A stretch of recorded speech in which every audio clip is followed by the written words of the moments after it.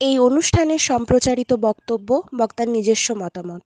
এই বক্তব্যের জন্য চ্যানেল কর্তৃপক্ষ কোনো মতেই দায়ী নয়।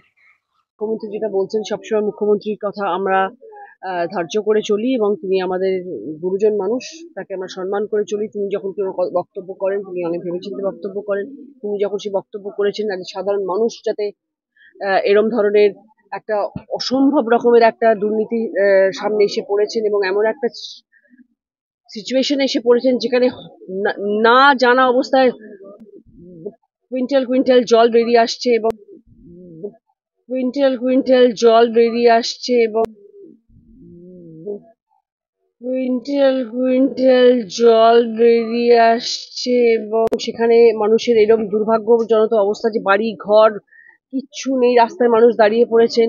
আর এটা ওনারা বলছেন, ওনারা জানিয়ে পাঠিয়েছেন, সেটা অ্যাকচুয়াল কি ঘটনা সেটা তো আমাদের কাছে এই মুহূর্তে জানা নেই। মুখ্যমন্ত্রীর উচিত দ্রুত হুগলি লোকসভা সাংসদকে মিউজিয়ামে তুলে ধরা।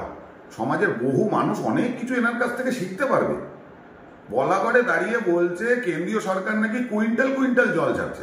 জল আবার কুইন্টালে মাপা হয় কবে থেকে? আমরা তো জানতাম জল কিউসেকে মাপা হয়।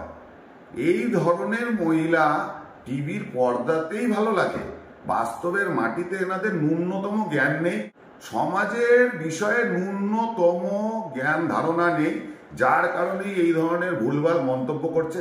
কপালে দুঃখ হুগলি লোকসভার সাধারণ মানুষের।